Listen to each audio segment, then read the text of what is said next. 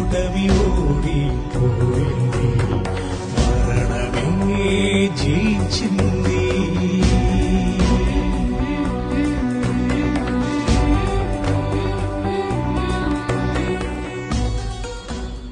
క్రైస్త lord యేసుక్రీస్తు నామములో మీ అందరికీ శుభములు తెలియపరుస్తున్నాను. మార్నింగ్ మన్నా అనే ఈ కార్యక్రమం ద్వారా మీలో ఎంతోమంది దీవించబడుతున్నారు. దయవుంచి ఈ కార్యక్రమాన్ని అనేకులకు పరిచయం చేయాలని చెప్పి నేను ప్రభు పేరిట మనవి చేస్తున్నాను. మన దయించకని యూట్యూబ్ ఛానల్ని అనేకులను ప్రోత్సాహపరిచి ఈ యొక్క అద్భుతమైన కార్యక్రమంలో పాలివారుగా చేయాలని చెప్పి ప్రభు పేరిట మనవి చేస్తున్నాను.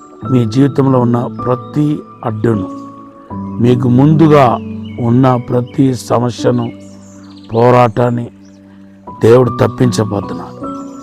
మీకు విడుదల నాయకుడిగా, విడిపించే దేవుడుగా, అసాధారణమైన అద్భుతమైన దేవుడుగా మీకు ప్రత్యక్షం కాబోతున్నాడు. ఈరోజు దేవుడు మీకు ఇచ్చిన వాగ్దానం యెషయా గ్రంథం 46:3-4 వచనాలు. ఈ వాగ్దానాన్ని ఎత్తిపట్టి మీరు ప్రార్థన చేయాలని ప్రభు పేరిట మనవి చేస్తున్నాను. క్రైస్తవులందరికీ ఇది ఒక అద్భుతమైన దినాలు, అద్భుతమైన రోజులు. దాదాపు మోస్ట్ ఆఫ్ ద క్రిస్టియన్స్ ఏం చేస్తారంటే లెంట్ డేస్ అనే పేరిట మరి యేసుక్రీస్తు యొక్క శిలువ మరణాన్ని ధ్యానించుకుంటూ వస్తారు. అది చాలా మంచిదంట. మీరు కూడా ఈ దినాల్లో యేసుక్రీస్తు యొక్క శిలువ మరణాన్ని, పునరుద్ధానాన్ని ధ్యానించడం ద్వారా పశ్చాత్తాపడి దేవుని వైపు తిరగటానికి మనకు మంచి అవకాశం దొరుకుతుంది. ఈరోజు వాక్య పట్టణానికి మనం తీసుకున్న వాక్యం ఏంటంటే లూకా సువార్త 22వ అధ్యాయం 33వ వచనంలో మనం చూస్తే యేసు ప్రభు ఏ వ్యక్తికైతే ప్రత్యేకంగా అతని విశ్వాసము చల్లారిపోకుండా ప్రార్థన చేస్తాడో ఆ వ్యక్తి పలికిన మాటను ఈరోజు మీకు జ్ఞాపకం చేస్తున్నాను. ఆయన ఎవరో కాదు, సిమియోనని పిలువబడిన పేదరు. యేసు ప్రభు మరి నేను మరణించబోతున్నాను అని చెప్పినప్పుడు 33వ వచనంలో ప్రభువా, నేను చెరచాలకి వెళ్ళినా లేదా మరణంలోనికి వెళ్ళినా కూడా నేను నిన్ను వెంబడిస్తాను తప్ప నేను వెనక తీయను, నేను నిన్ను వెంబడిస్తాను, నిన్ను కాదని మాత్రం వెళ్ళనని చెప్పడం జరిగింది.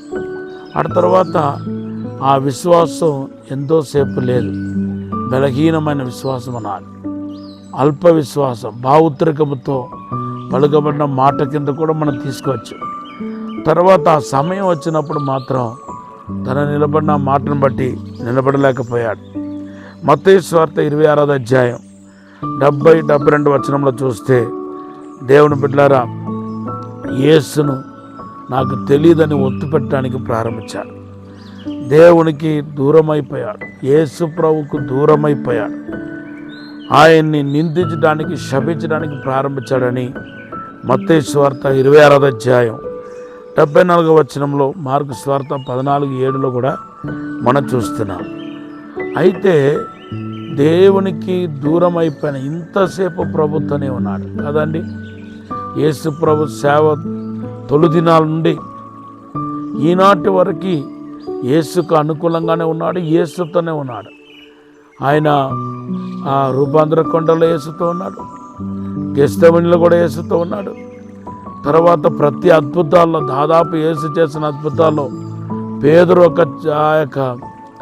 పేదరు పక్కన ఉంటూ కూడా మనకు కనపడుతున్నాయి. యేసును విడిచి వెళ్ళినట్టు మాత్రం ఎక్కడ మనకు బైబిల్లో లేదు పేదరు. అయితే ఇక్కడ యేసుకు దూరముగా వెంబడించాడని మన పరిశుద్ధ గ్రంథంలో చూస్తున్నాం. అయితే దూరముగా వెంబడించిన పేదరు బైబిల్లో రాయబడి ఉంది. మత్తయి సువార్త 18-16 ద్వారా యోహాను అనే వ్యక్తి, ఆయన స్నేహితుడైన యోహాను యేసు ప్రభును మరి సిలువ వేయబడటానికి కోసం, విచారణ కోసం కైపాస ఇంట్లో ఉంటే, దేవుని బిడ్డలారా, ఆ యూదుల యొక్క కమిటీలో ఉంటే ఆ స్థలానికి పేదరును యోహాను తీసుకువెళ్ళటం జరుగుతుంది. అందుకొరకు అలా తీసుకెళ్ళాడేమో. దేవుని బిడ్డారా, ఆయనకు మారు మనసు కలిగింది అని మనం చెప్పవచ్చు.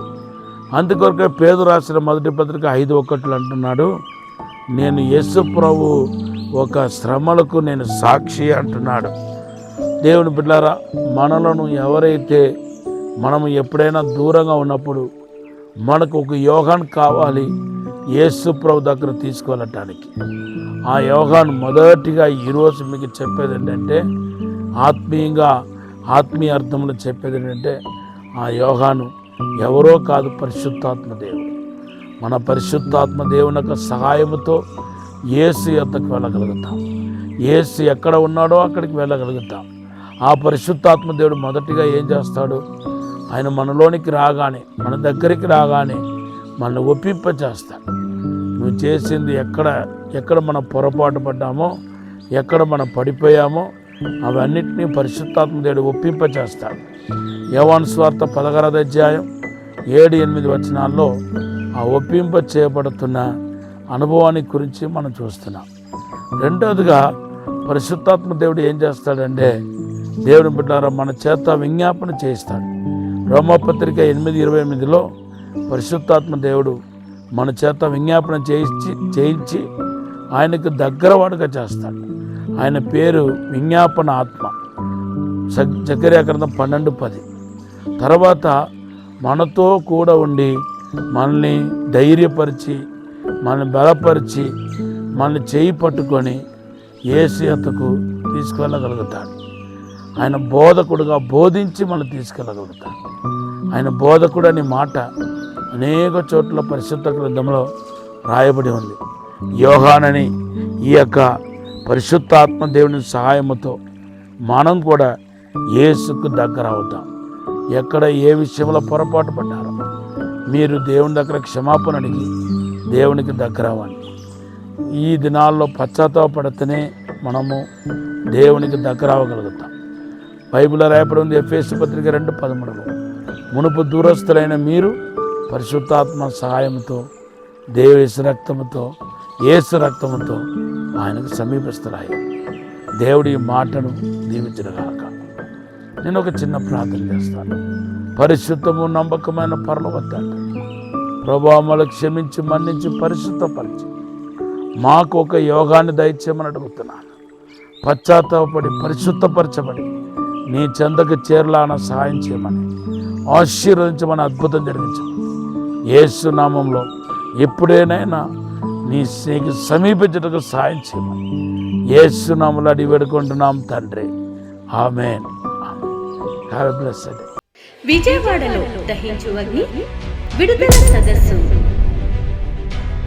మార్చ్ 3, 4, 5 తేదీలలో ప్రతిరోజు ఉదయం 10 గంటల నుండి ప్రారంభించబడును. ముఖ్య ప్రసంగికులు పాస్టర్ చార్లెస్ గారు చెన్నై, డాక్టర్ థామస్ గారు, డాక్టర్ శివ థామస్ గారు దహించు అగ్ని మినిస్ట్రీస్ రాజమహేంద్రవరం.